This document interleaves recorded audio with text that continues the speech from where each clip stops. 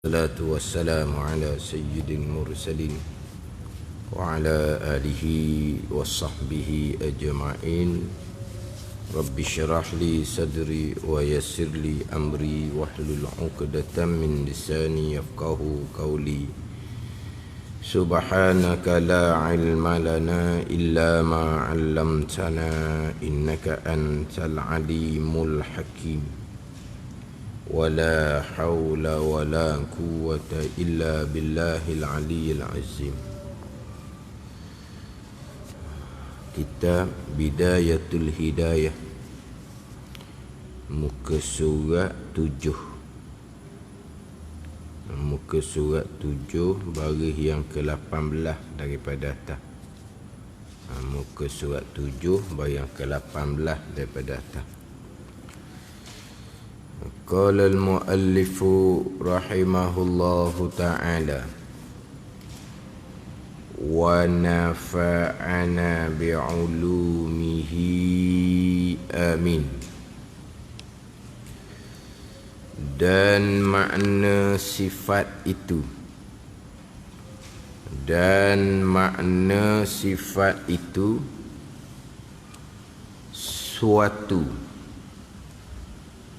suatu makna yang lain. Suatu makna, yakni satu makna, satu pengertian yang lain daripada zat. Sifat lain, zat lain, yang berdiri, yang ada ia sifat pada zat. Dan makna sifat itu iaitu makna sifat, suatu makna. Suatu mana? Satu makna. Suatu ni kalau kita sebut satulah. Suatu makna, ini satu makna, satu pengertian yang lain daripada zat. Mana sifat lain, zat lain. Sifat lain, zat lain, yang berdiri pada zat. Sifat tu yang ada di zat Allah Subhanahu wa ta'ala. Dan makna sifat itu, makna sifat ni nak menghuraikan dalam matan Ummil Barahin tu.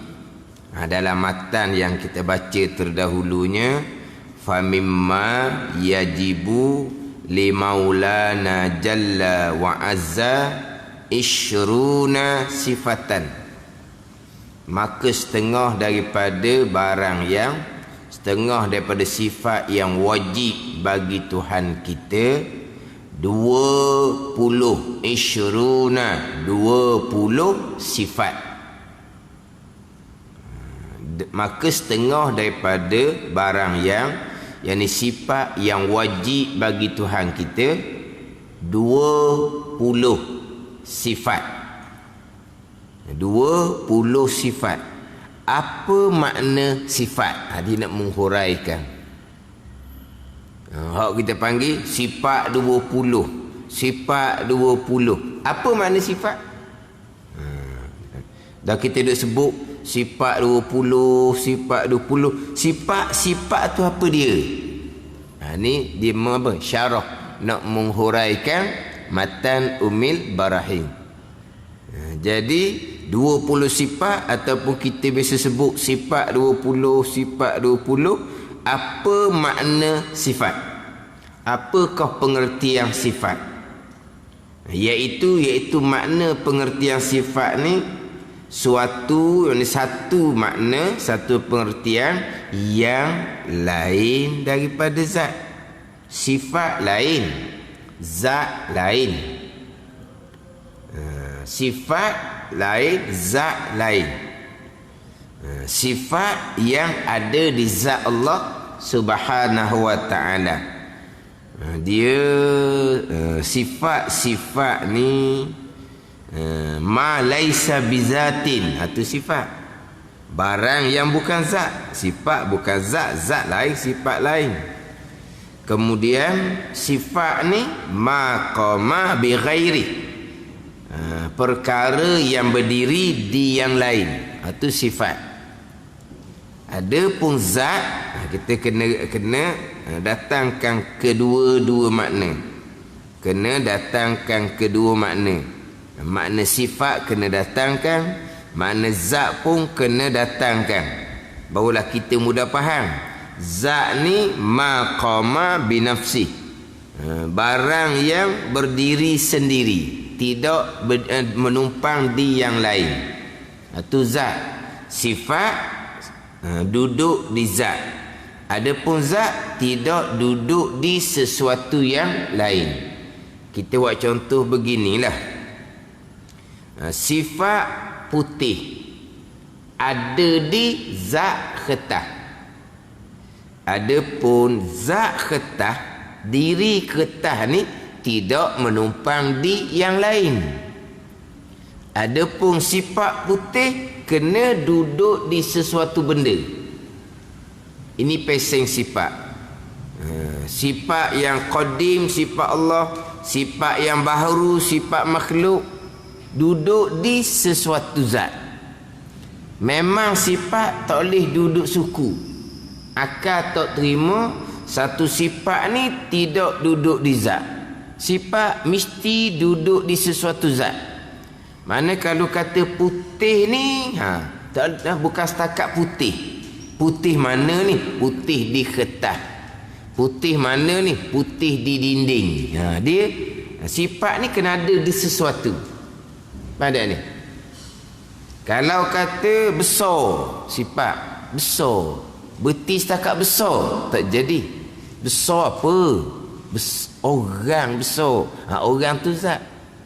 Besar apa? Rumah besar. Rumah tu zat. Besar tu sifat. Jadi sifat ni memang duduk di zat. Dia tak ada asing situ. Contohlah kita kata sifat manis duduk di zat gula. Sifat masing duduk di zat garam. Bukan kata pergi kedai, beritahu ke tuan kedai, saya nak beli manis sahaja. Gula saya tambah, saya nak manis je. Saya nak beli masing dia. Garam ambil ke tuan kedai. Saya tak perlu garam, saya nak masing sahaja. Tuan kedai bingung, sebab apa? Mana ada seumpama tu.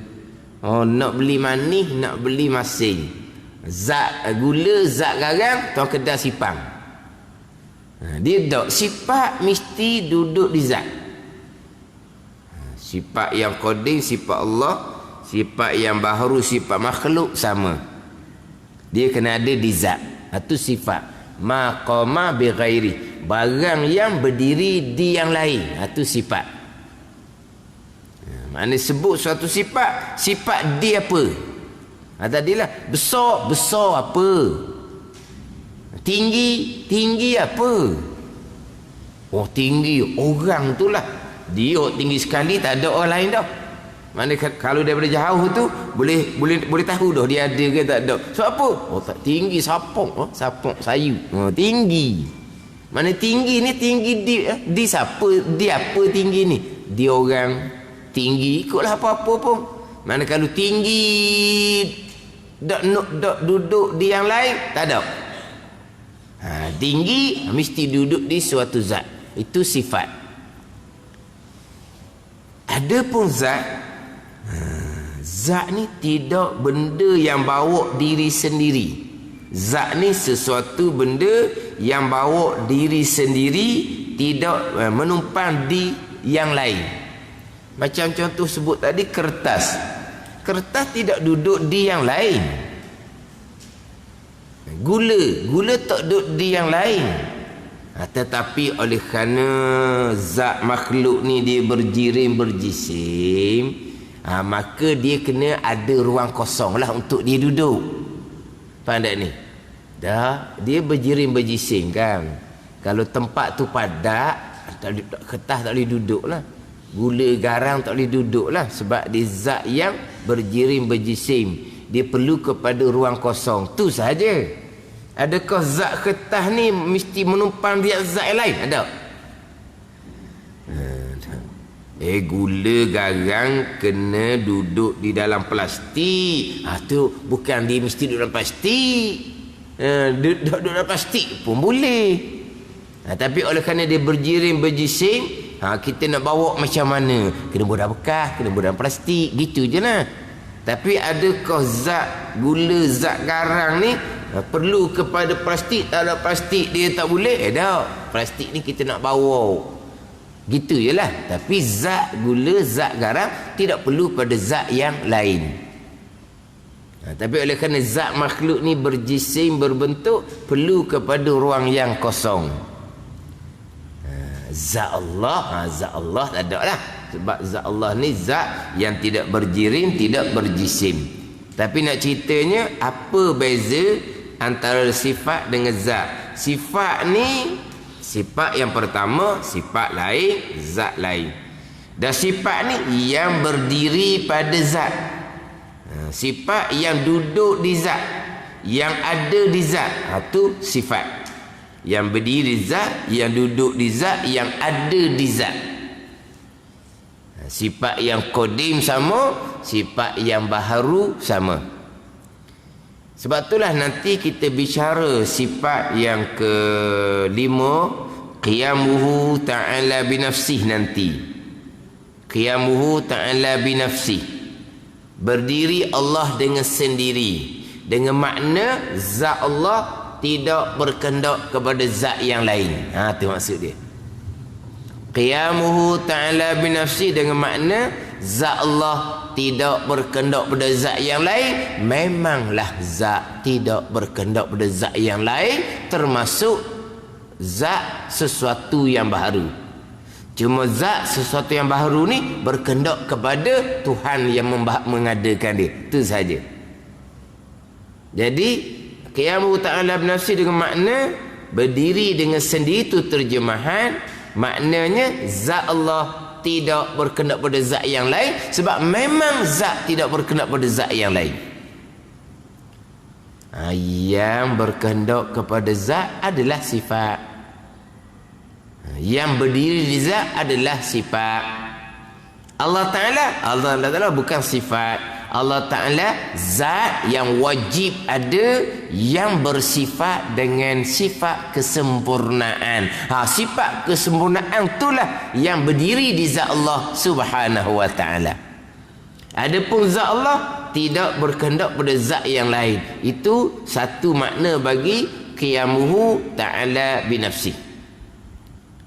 Qiyamuhu ta'ala binafsi, berdiri dengan sendiri. Itu hanya dipanggil terjemahan daripada bahasa Arab kepada bahasa Melayu.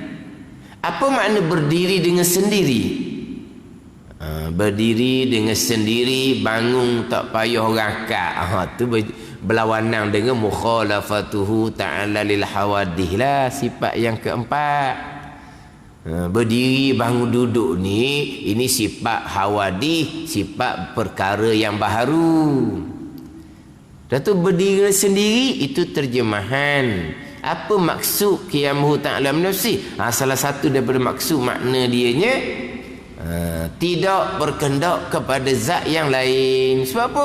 Sebab memang zat tidak berkendak pada zat yang lain. Jadi Allah Ta'ala Tuhan ni adalah zat yang wajib ada, yang bersifat dengan sifat kesempurnaan. Sifat kesempurnaan berdiri di zat Allah Subhanahu wa Ta'ala. Adapun zat Allah az-zat al-wajibul wujud, zat yang wajib ada, tidak berkendak kepada zat yang lain. Sifat barulah berdiri di zat. Qudrah berdiri di zat Allah, iradah berdiri di zat Allah, ilmu berdiri di zat Allah, ada di zat Allah lah. Hayah, sama, basar, kalam ada di zat Allah. Adapun zat Allah tidak berkendak pada zat yang lain. Qudrah, iradah, ilmu, hayah, dan sifat-sifat yang lainnya berdiri di zat Allah. Sifat yang ada di zat. Zat tidak berkendak kepada zat yang lain. Itu beza dia. Beza antara sifat dengan zat. Jadi sifat lain, zat lain. Sebab tu nanti bila kita bicara wahdaniyah, sifat yang keenam, esa pada zat, esa pada sifat. Lain-lain. Dan memang lain. Zat lain, sifat lain. Esa pada zat, esa pada sifat. Satu pada zat, satu pada sifat. Satu pada af'al, satu pada perbuatan. Apa makna satu pada zat? Zat Allah, zat yang satu, tak ada zat Tuhan yang kedua. Itu satu makna daripada dua makna. Satu pada zat. Apa makna satu pada sifat? Satu pada sifat ni, sifat kudrah Allah satu, sifat iradah Allah satu. Dah kalau berbilang ni, contohnya kudrah Allah ada dua, iradah Allah ada dua, ilmu Allah ada dua. Ni dah esa dah ni. Jadi berbilang pada ni. Jadi cuma nak ceritanya, esa pada zat lain, esa pada sifat lain, esa pada perbuatan lain. Sebab apa? Sebab zat lain, sifat lain. Jadi kalau esa pada zat, Allah Ta'ala Tuhan yang satu, tak ada zat Tuhan yang kedua. Esa pada sifat, sifat Allah Ta'ala satu bagi tiap-tiap satu sifat. Itu esa pada sifat. Satu pada sifat. Satu pada sifat macam mana hak kita wajib mengetahui dan berpegang secara tafsir. Ishruna 20. Dah kata satu macam mana dah 20 dah situnya. Hak tu hak wajib kita berpegang secara tafsir. Satu makna satu sifat tu satu. Tadilah kudrah satu, iradah satu, ilmu satu. Itu dia panggil satu pada sifat. Tapi nak ceritanya, satu pada zat, satu pada sifat. Lain-lain. Memang lain. Sebab zat lain, sifat lain. Ini nak menghuraikan makna sifat. Ishruna sifatan. 20 sifat. Apa makna sifat? Yang pertama, sifat yang pengertian yang lain daripada zat. Kemudian sifat ni yang berdiri pada zat, yang ada di zat. Kita bicara sifat Allah, jadi sifat Allah berdiri di zat Allah Subhanahu wa ta'ala. Ada sungguh di zat Allah Subhanahu wa ta'ala. Kalau sifat yang baharu pun sama juga.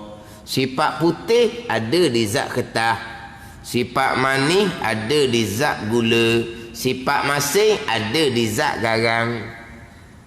Jadi sifat lain, zatnya lain. Ni hak dipanggil syarahan. Syarahan ni makna menghuraikan hak ada dalam matan Ummul Barahim. Hak ada dalam matan Ummul Barahim. Kemudian kita terdahulunya hak berkaitan dengan hak wajib kita berpegang secara ijmalnya. Sifat Allah tidak terhingga bilangannya. Itu kita mengetahui dan berpegang secara ijmal, dia panggil yang terdahulu. Kemudian ishruna sifatan, 20 sifat itu hak tu wajib kita berpegang secara satu-satu. Wajib kita mengenal akan sifat 20 ni secara satu-satu beserta dengan dalil bagi tiap-tiap satu sifat daripada 20 sifat.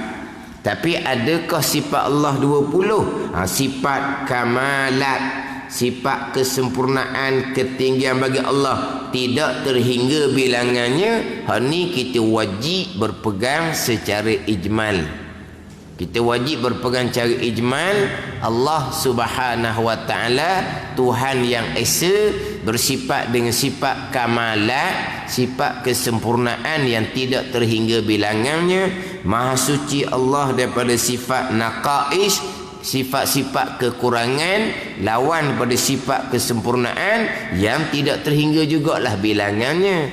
Dan sifat kamalat, sifat kesempurnaan bagi Allah tidak terhingga bilangan. Sifat naqais, sifat kekurangan lawan pada sifat kamalat tidak terhingga juga bilangannya. Maha suci Allah daripada sifat naqais, sifat kekurangan yang tidak terhingga bilangannya. Dalil Allah bersifat dengan sifat kesempurnaan, dalil maha suci Allah daripada sifat kekurangan. Ada makhluk ini, hak ni mengetahui dan berpegang secara ijmal, secara ringkas, secara kasar, secara apa panggil, secara borong, ijmal. Jadi ijmal tafsil ni memanglah kita biasa duduk dengar semua. Ijmal satu, tafsil satu.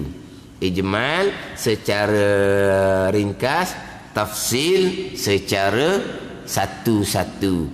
Sebagai contohlah, sifat Rasul, sidik, amanah, tabligh, fadah, itu cara tafsil. Rasul adalah manusia pilihan Allah, pastilah bersifat dengan sifat sempurna di sebuah seorang manusia. Sifat sempurna yang ada di Rasul ni banyak, bukan hanya 4. Banyak tidak terhingga. Tidak, Rasul bukan Tuhan. Tapi satu sifat sempurna di Rasul tu tak payah kita perici lah. Tak kita perici. Hak kita nak kena pericinya sidik, amanah, tabligh, fatanah. Dah sifat Rasul 4 tu je. Sifat Rasul banyak, sifat sempurna di Rasul, manusia pilihan Allah ni. Jadi hak banyak ni kita nak kena perici, tak payah. Kalau kata sifat ni sempurna nisbah seorang manusia, ada di Rasul. Kalau sifat ni kurang nisbah seorang manusia, tak ada di Rasul. Contohlah kita kata berani dengan penakut. Sifat berani dengan sifat penakut. Kalau nisbah manusia, beranilah sifat sempurna. Penakut ni tak boleh nak harap. Dia tembok dulu lagi, tak ada apa-apa, dia tak ada dah. Lagi dulu sebab apa? Penakut. Jadi penakut ni nisbah manusia ni sifat kurang. Ini Rasul, manusia pilihan Allah, bukan manusia biasa. Mustahil ya? Mustahil lah Rasul penakut. Kita mengaji sifat Rasul tak jumpa pun penakut tu sifat mustahil. Hak kita jumpa sifat mustahil ni kazi, dusta, mustahil, khianah, mustahil, kitman, sembunyi wahyu, mustahil, baladah, bodoh, mustahil. Tak ada ngaji sifat mustahil bagi Rasul tu penakut. Hak 4 sifat mustahil tu, hak tu kita wajib berpegang secara tafsir. Rasul tidak dusta, Rasul tidak khianah. Lepas tu hak Rasul tidak penakut tu tak ada bicara. Tu secara ijmal. Tak payah nak detailkan. Tapi kalau satu masanya didatangkan Rasul ni penakut, ada. Mustahil Rasul penakut. Sebab apa? Itu kekurangan nisbah seorang manusia. Manusia pilihan pula ni, bukan manusia biasa. Manusia biasa pun tak ada, orang tak boleh nak agaknya orang penakut ni. Rasul tegah dengan tak tegah. Ada manusia ni kan dia tegah. Ada manusia ni dia umpama lalang. Lalang apa? Ikut angin tiup. Tak tegah lah kalau kita panggil gok, lotlek lah. Kalau kita kena panggil lotlek tau. Lalang lah, umpama lalang. Mustahil Rasul umpama lalang. Sebab apa? Itu sifat kekurangan nisbah seorang manusia. Mustahil. Mana ni? Tapi hak tu kita berpegang dah selama-lamanya secara ijmal. Hak kekurangan hak ada di manusia, mustahil ada di Rasul, manusia pilihan. Pada ni. Jadi hak 4 sifat tu kita mengetahui dan berpegang secara tafsil. Tapi bukan kata Rasul manusia pilihan ni hanya ada 4 sifat tu jua. Kita wajib mengetahui dan berpegang secara ijmal Nabi Rasul pilihan Allah pastilah bersifat dengan sifat sempurna nisbah seorang manusia, sebab Nabi Rasul bukan Tuhan. Sifat kesempurnaan bagi Allah, sifat kesempurnaan bagi Tuhan. Sifat sempurna di Rasul, sempurna manusia, bukan Tuhan. Dipanggil kamal basyari, sempurna nisbah seorang manusia. Kalau sempurna hak Tuhan kok, segala-gala perbuatan dia lah kudrah. Itu sifat kesempurnaan bagi Allah, sifat kudrah. Semua tu perbuatan Allah Ta'ala belaka. Adapun Rasul, dia manusia, dia bukan Tuhan. Sebagaimana makhluk Tuhan yang lain tidak memberi bekas sama sekali. Bahkan perbuatan yang ada di gerak yang Rasul tu pun adalah perbuatan Allah yang bersifat dengan kudrah. Jadi Rasul ni lemah jugalah. Lemahlah sebab makhluk. Itu kekurangan. Kita bicara ni sifat makhluk tak ada kekurangan. Hak tu Tuhan buat dah gitu. Kalau Tuhan lemah barulah kekurangan. Ada ni. Tapi Rasul tidak bersifat dengan sifat ketuhanan. Maha kuasa ni sifat ketuhanan. Nabi Rasul bukan Tuhan. Memanglah bersifat dengan sifat sempurna, tapi ni sebuah seorang manusia. Bukan naik siapa ke sifat Tuhan. Pada ni kena bezalah situ. Allah Ta'ala ni sifat kesempurnaan, nisbah sifat ketuhanan.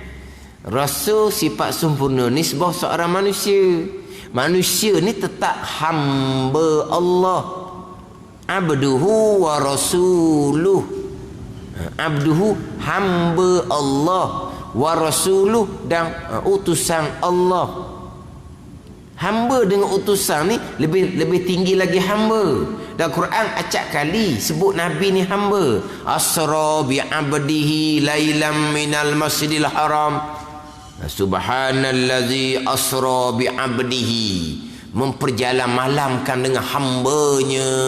Nazzalna ala abdihi, menurun atas hambanya. Siapa? Nabi Muhammad sallallahu alaihi wasallam. Hamba. Hak ni hak lebih besar. Sebab apa? Sebab hamba ni hubungan Nabi dengan Allah. Rasul ni perantara Nabi dengan umat. Jadi hak tingginya hamba. Bila sebut kata hamba, hamba lah. Hamba yang lemah. Kekurangan. Tidaklah. Itu memang sifat hamba. Memang lemah. Hak amat kuasa, itu sifat kesempurnaan bagi Tuhan. Kena bezalah. Sebab kita ummah Nabi sallallahu alaihi wasallam mengagungkan, meninggi-ninggikan Nabi dan Rasul, tapi bukan Tuhan. Pok Yahudi ni merendah-rendahkan Rasul. Cerita karuk-karuk bab Rasul. Itu pok Yahudi. Bukan setakat tu, bunuh Rasul. Walaupun Rasul tu Bani Israel, Bani mereka sekalipun, mereka bunuh. Tu puak Yahudi benci ke Rasul. Puak Nasara pula berlebihan mengagungkan, mengangkat, akhirnya bubuh Tuhan Nabi Isa AS. Tu puak Nasara. Jadi ekstrim kot tu. Puak Yahudi ni ekstrim, benci ke Rasul. Cerita macam-macam lah Rasul ni, buk ke Rasul ni. Tu cuma kau puak Yahudi belaka tu, nak buk ke Rasul, bunuh Rasul. Tu Yahudi. Nasara sampai ke Tuhan Rasul ni. Kita ummah Nabi sallallahu alaihi wasallam pertengahan. Nabi Rasul ni manusia yang agung, pilihan Allah, tapi bukan Tuhan. Nabi Rasul ni hamba Allah. Hamba yang bersifat dengan sifat sempurna, nisbah manusia, tapi bukan Tuhan.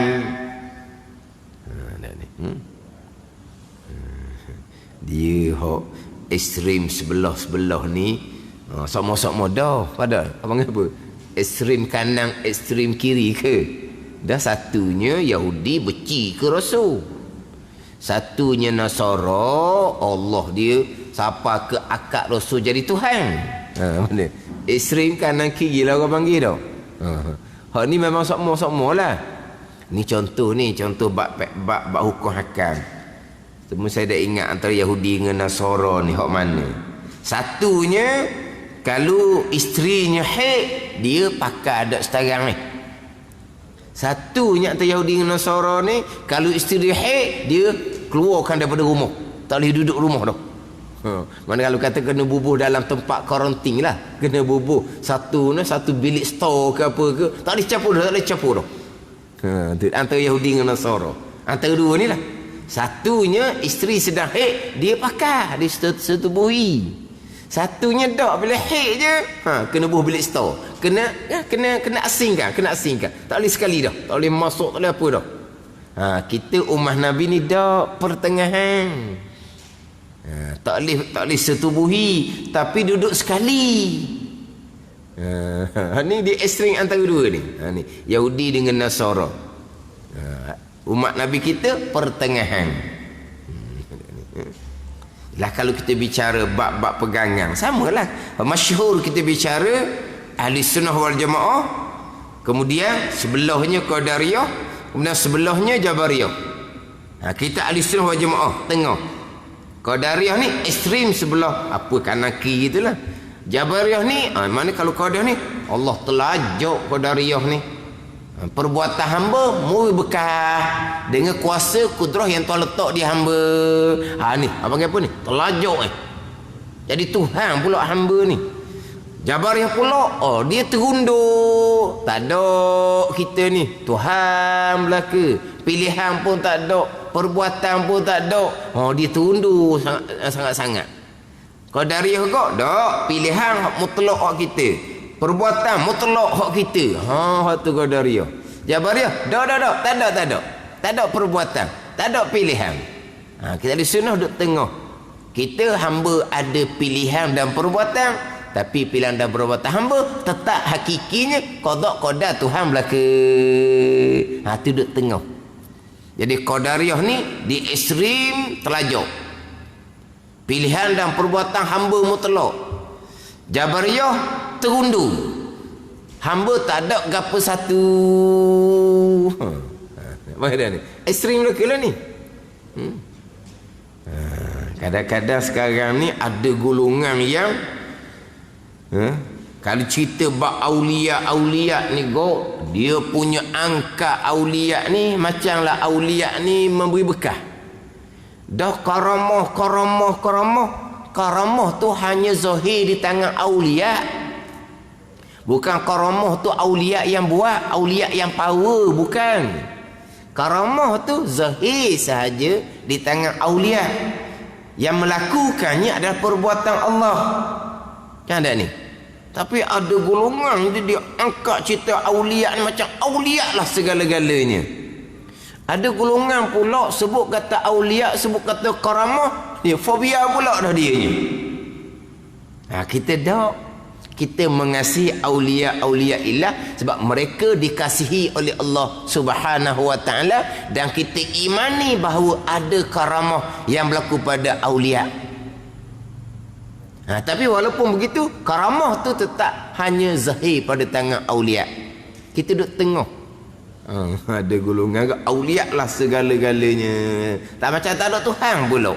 Setengah golongannya sebut kata aulia, bukan lalu dah. Sebut kata karamah, bukan lalu dah. Dia peseng gitu. Peseng, telajak sebelah. Ada ni. Telajak sebelah. Kita duduk tengah jaga molek lah. Kita jaga molek. Aulia ilah kekasih Allah. Karamah di antara perkara yang wajib kita imani. Tapi bukan karamah, mukjizat pun zahir di tangan Rasul. Bukan mukjizat ni Rasul yang buat, bukan. Sebab Rasul adalah hamba Allah Subhanahu wa taala. Bila sebut kata hamba lemah. Hidup gitu. Pandai ni. Dia kena duduk tengah molek. Macam contoh tadilah hak Qadariyah dengan Jabariyah.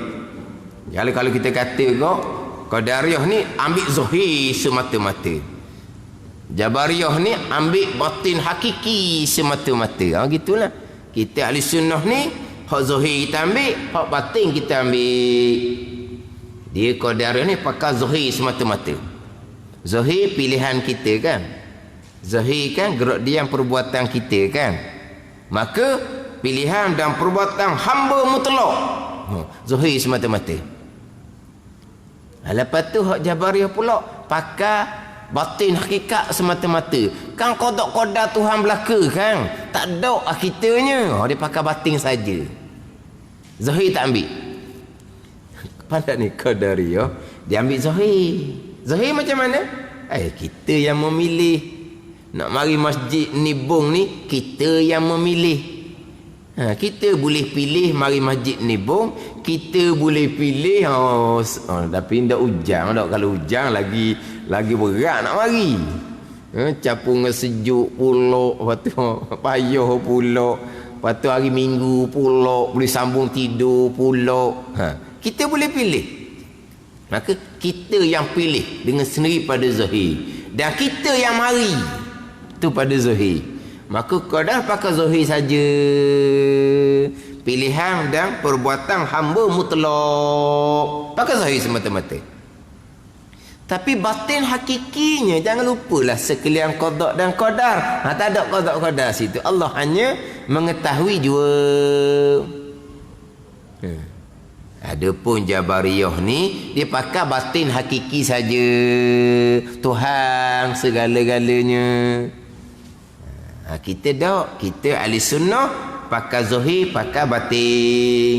Zahir, hamba ada pilihan dan perbuatan, kita berpegang hamba ada pilihan dan perbuatan. Tapi batin hakiki kita tetap berpegang sekalian qada-qadar, termasuk pilihan dan perbuatan hamba tu sendiri. Pakai zahir batin. Majburan zahira, mukhtaran zahira, majburan batina. Ni duduk tengah molek.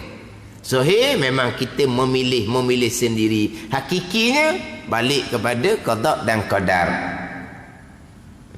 Tapi Qadariyah tak pakai hak hakiki, hak qada qadar. Pilihan hamba mutlak, perbuatan hamba mutlak, sebab Tuhan letak dah kudrah di hamba. Bukan perbuatan Allah dahnya. Tak ada dah perbuatan Allah. Zahirnya gitu kan. Dia pakai zahir semata-mata. Hak batin hakiki dia tak pakai. Jabar ni pula dia pakai batin saja. Hak zahir tak ada. Kita Fatihah kan. Alhamdulillahi Rabbil Alamin. Segala puji bagi Allah. Allah Rabb, Allah Tuhan. Hak dia belaka. Itu batin hakiki. Iyyaka na'budu wa iyyaka nasta'in. Akan dikau ni kami yang sembah. Tu pakai zahir. Gua ni. Alhamdulillahi Rabbil Alamin. Segala puji bagi Allah. Allah Rabb, Allah Tuhan. Jadi hak dia belaka lah. Sebab dia Tuhan. Tu batin hakiki. Iyyaka na'budu wa iyyaka nasta'in. Akan dikau ni kami yang sembah. Dan akan dikau ya Allah, ni kami yang minta pertolongan. Kami. Quran letak kami ni, kami yang menyembah akan dikau ya Allah, kami yang minta pertolongan akan dikau ya. Tu zahir. Zahir kami lah. Jadi kita ahli sunnah ni tengah. Ambil kedua-dua. Qadariyah dah di ekstrim, tak ada dah Tuhan. Pilihan dan perbuatan hamba mutlak, sebab Tuhan letak dah qadar di hamba. Lepas tu Allah sebagai Rabb, Allah sebagai Tuhan. Tuhan apa gitu separuh je perbuatan Allah. Dia jadi terlajak sangat-sangat. Jabariyah ni dia pakai hak batin je. Lepas tu hak Tuhan sandar kami semua nak letak mana? Kata letak tengah. Sekarang ni pasal gitu sekarang ni. Hak jenis Qadariyah Jabariyah ni ada belaka. Ada yang memang dia hanya pakai zahir sahaja. Memang manusia diberi pilihan sebebas-bebasnya. Manusia sendiri yang memilih, manusia sendiri melakukan. Allah hanya mengetahui, bukan datang lagi perbuatan Allah dah. Ditolak hak batin hakiki. Ada hak patih hakik tak ada Tuhan belaka. Ditolak Zuhir. Ni berlaku sekarang ni. Hak ekstrim sebelah. Kita duduk kena jaga tengah molek kita ahli sunnah wal jamaah. Ada ni. Sama juga dengan bercakap. Hak ekstrim melampaunya bercakap sebab tak ada Tuhan, kafirmu. Tu ekstrim melampau. Hak ekstrim melampau ni pula, hak Tuhan belaka. Benda buruk pun hak Tuhan juga. Ni ekstrim melampau pula tundu. Ni tak boleh ni. Cakap sebab je tak ada Tuhanmu ni. Mana apa ni, telang obat, telang Panadol, hilang penimpala, mung tak ada Tuhanmu ni, kafirmu ni, mu kata Tuhan. Tu kata cakap asbab. Hak terundur pula Tuhan belaka. Hak karut-karut pun Tuhan belaka. Ni pasal apa pula gini ni? Hak ni sandar pada makhluk pun orang dia kata kafir lalu. Tak, kita tak, tu cakap asbab. Hakikatnya sandar ke Tuhan. Tapi sandar ke Tuhan pun jangan sandar belaka. Hak buruk-buruk jangan sandar ke Tuhan. Hak baik-baik je sandar ke Tuhan. Hak baik je sandar ke Tuhan. Hak buruk jangan sandar ke Tuhan. Hak ni sandar ke makhluk salah terus. Hak ni sandar ke Tuhan habis-habis. Hak buruk pun sandar ke Tuhan. Kita pertengahan. Nak sandar pada sebab sandar lah. Tak ada salah pun. Tapi hakikatnya Tuhan belaka. Tapi walaupun hakikat Tuhan belaka, hak buruk-buruk jangan sandar ke Tuhan. Jadi nak duduk pertengahan tengah ni kena parking molek lah. Takut dia kiri kanan ni, kiri kanan. Dia boleh ekstrim kiri kanan tu. Jadi kita nak duduk tengah tu kena letak molek. Kena letak molek. Kena parking molek nak duduk tengah ni. Hak ummah Nabi sallallahu alaihi wasallam pertengahan ni. Jadi kita ummah Nabi ni memang Nabi Rasul, manusia pilihan Allah, manusia yang terbaik, yang sempurna ni sebuah sifat seorang manusia. Tapi tetap Nabi Rasul ni manusia, bukan Tuhan. Memang bersifat dengan sifat manusia, tapi manusia memang bersifat dengan sifat kesempurnaan, tapi sempurna ni sebuah manusia. Tak sama dengan kita berpegang Allah bersifat dengan sifat kamalat yang tidak terhingga bilangannya. Hak tu kita berpegang, hak tu sifat kamalat bagi Tuhan. Sifat ketuhanan. Ada ni. Tapi sifat sempurna di Rasul banyak, tapi bukan tidak terhingga. Tidak terhingga hanyalah sifat kamalat bagi Allah Subhanahu wa taala yang kita wajib berpegang secara ijmal. Jadi kita ijma satu, tafsir satu, jangan lupalah dua tu. Kalau kita ngaji cara kasar sangat kau tak ada hak ijma. Hak adanya 20 sifat tu sahaja. Hak adanya 4 sifat bagi Rasul, hak tu sahaja. Tak kena gitu. Hak tu kasar sangat tu tak kena gitu. Dia kena faham molek. Hak 20 tu cara tafsir. Hak 4 sifat bagi Rasul ni cara tafsir. Kita kena cari ijma terlebih dahulu. Allah bersifat dengan sifat kamalat yang tidak terhingga bilangannya.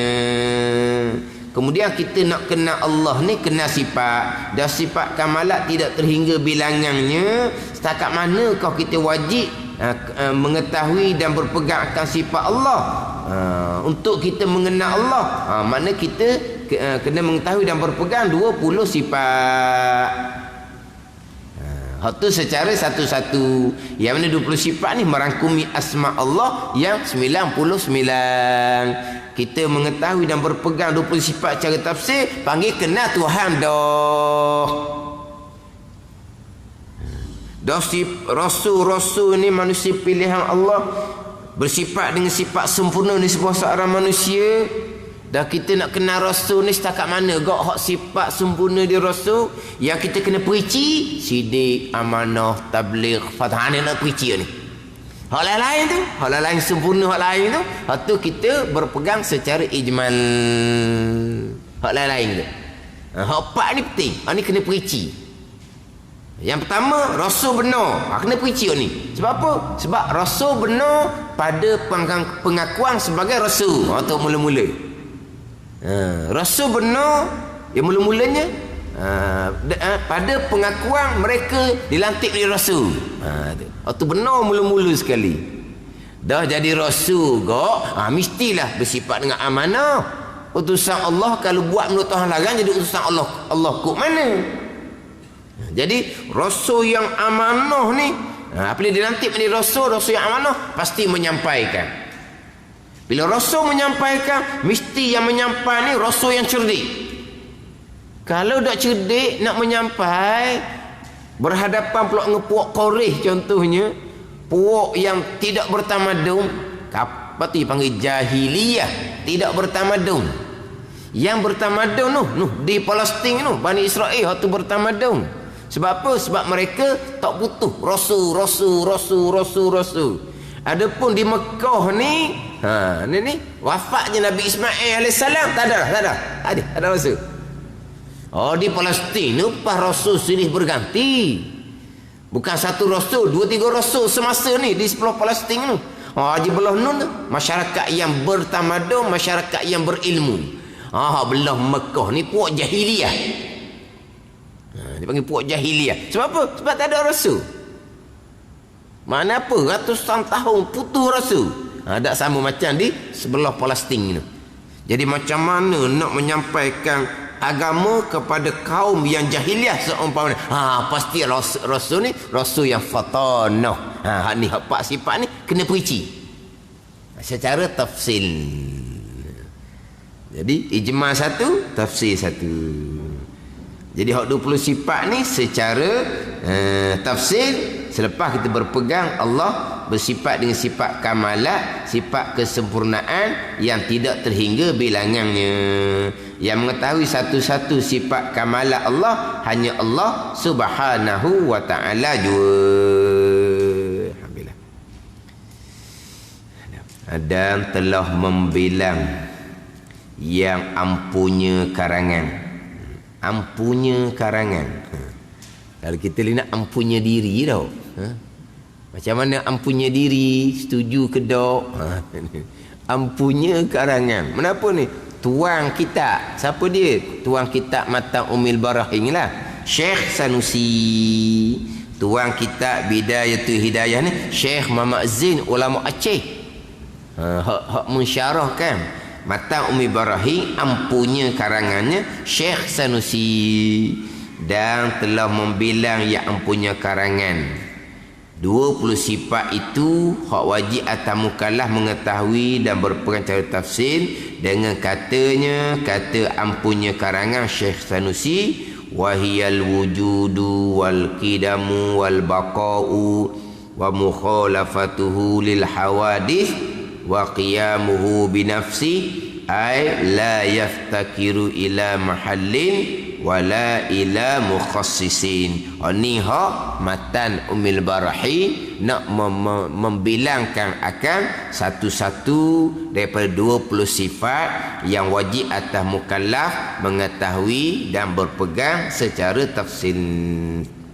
Wallahu a'lam. Bismillahirrahmanirrahim. Alhamdulillahirabbil alamin. Wassalatu wassalamu ala sayyidil mursalin wa ala alihi wa sahbihi ajma'in. Allahumma ftah alaina futuhal arifin. Allahumma allimna ilma akadamin wa fahimna famasabikin warzuqna ruqat talibin. Allahumma zidna ilman wa alhiqna bis salihin. Wa sallallahu ala sayyidina Muhammadin wa ala alihi wa sahbihi wa sallam. Walhamdulillahi rabbil alamin.